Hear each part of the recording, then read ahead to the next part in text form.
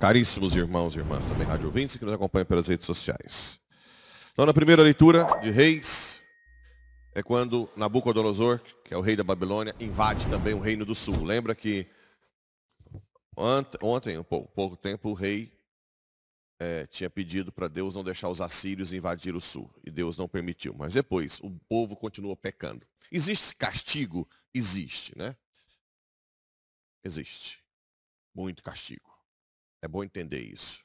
Quando a gente erra, quando você faz um pecado mortal, a confissão, ela tira a pena eterna, o inferno. Mas ela não tira a consequência, a pena temporal. Que pode acontecer de pagá-la aqui ou no purgatório. Então, todo ato tem consequência. Todo ato. Agora, a pessoa que não reza, o demônio age em todo o tempo, pega tudo, olho gordo, mal olhado, trabalho, pega tudo. Porque a pessoa não tem proteção nenhuma. Nada. O demônio entra em umas brigas, usa a pessoa e apanha de todos os lados. A consequência é contínua e aleatória.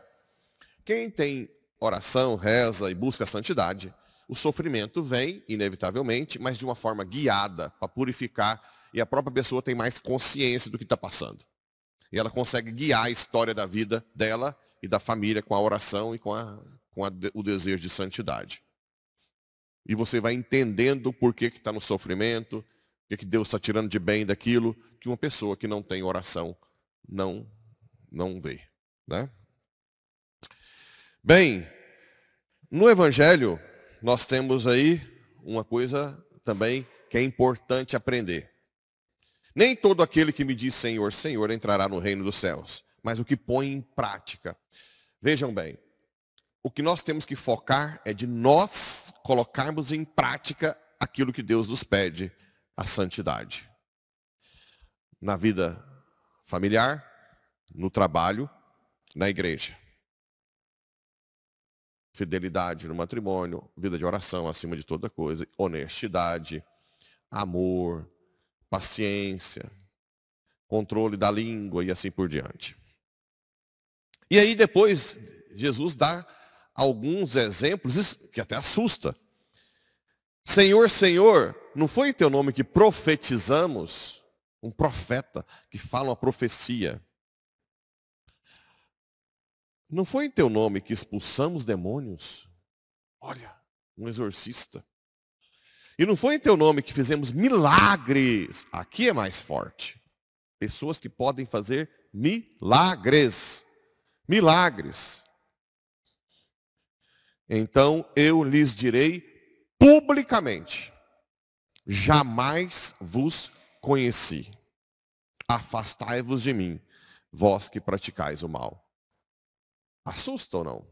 Milagres. Alguém que faz milagres. E na verdade não tem intimidade com Jesus. Como pode isso? O que vocês acham?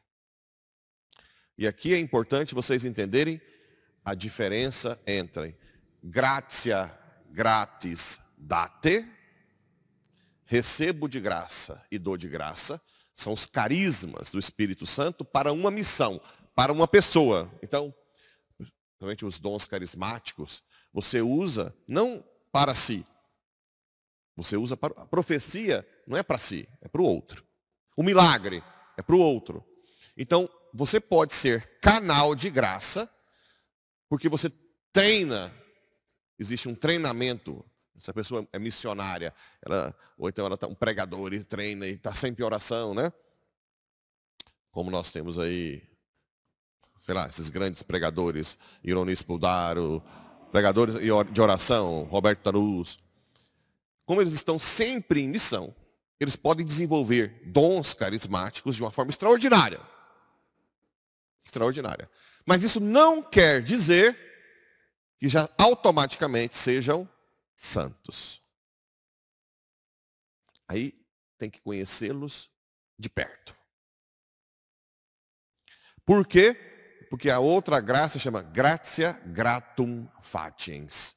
É a graça que você recebe para a sua santidade. E essa requer que você lute todos os dias, para se santificar. Mesmo que você tenha dons extraordinários, isso é mais ou menos também como a ordenação sacerdotal. Eu sou ordenado, mas eu posso ser um padre canalha, ladrão. Apesar de toda a graça que eu recebi. Se eu não lutar com o meu livre-arbítrio para ser santo, não quer dizer porque eu fui ordenado e vou me santificar automaticamente. Por isso que acontecem escândalos, né? Às vezes, num lugar da igreja, que a pessoa tem tantos dons, e você descobre que desviou dinheiro da pastoral, por exemplo. Pode acontecer. Pessoa com vários dons. Pode ser que ela esteja vivendo em adultério e chega aqui cheio de dons. Pode ser que a pessoa é invejosa, fofoqueira, conversa demais da vida dos outros, preocupa, caluniadora, como acontece. E tem vários dons, mas não luta para ser santa, para desapegar, para viver a castidade, para viver a fidelidade, para viver o amor. Mas desenvolve dons. Então, cuidado, até no caso de você sentir inveja de alguém que tem muitos dons. Nós temos que ter, entre aspas, uma inveja santa de quem é santo. Por exemplo, eu vou contar uma invejinha que eu tenho. Como Deus gosta muito de quem tem trabalho manual, e eu sou péssimo. Quando eu vejo um padre que faz muito bem trabalho manual, me dá uma invejinha. O padre Geraldo, que vem para cá outro dia, eu estava ligando para ele. Deixa eu ir ali que eu vou torrar o café. Diz, torrar o café? Você que torra seu café?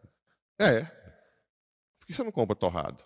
Não, porque vem torrado demais. Eu gosto do meu ponto. Eu falei, gente, eu queria ser assim, né? Eu queria torrar meu café. Eu queria plantar a minha horta. Aí vocês perguntam assim, por que você não faz? É um trem histórico. É uma dificuldade histórica. Né? Podia lavar vasilha facilmente, toda hora. Limpar um banheiro. Por que não faz? Por que eu tenho inveja de quem faz? E por que eu não faço? Isso vem lá da raiz, né? Por isso que eu falo, os hábitos que vocês colocam na infância ficam. Se você não trabalha na infância e na adolescência, vira uma plasta. Uma plasta nessa parte. A não ser que tenha alguém mandando, né? Se tiver um superior, você vai fazer agora. Você vai limpar isso aqui. Você vai ter que cortar a grama, aí vai, né? E com o tempo pode ser que acostume. Mas da própria iniciativa, né? Igual ele falou, eu vou ali torrar meu café. Eu falei, como assim? Torrar seu café? Hã? Não, eu faço isso desde sempre. Eu torro, depois eu vou moer. Ou então tem padres aí que cuidam de coisas tão bem assim manualmente. Tem aquela invejinha, mas não muda de vida. Né? Mas a gente tem que buscar as coisas santas, de pessoas que têm virtudes. Né? Os dons são importantes, mas eles não querem dizer que você é santo. Bota isso na cabeça. Bota isso na cabeça. Só rapidamente, a última coisa. São Cirilo, ele combateu Nestório. Nestório foi um herege da igreja que defendia que Jesus tinha duas pessoas, não só uma. Ele até dava um exemplo, como se fosse o cavaleiro e o cavalo. A pessoa humana e a pessoa divina de Cristo são diferentes. O que isso implica, se isso fosse verdade? Que Nossa Senhora não é mãe de Deus. Concorda? Então, quando São Cirilo combateu essa heresia, ele defendeu a maternidade divina de Theotokos, mãe de Deus. Porque se a pessoa é a mesma, foi gerado em Nossa Senhora a natureza humana, mas a pessoa é a divina, a mesma. Então Maria é mãe de Deus.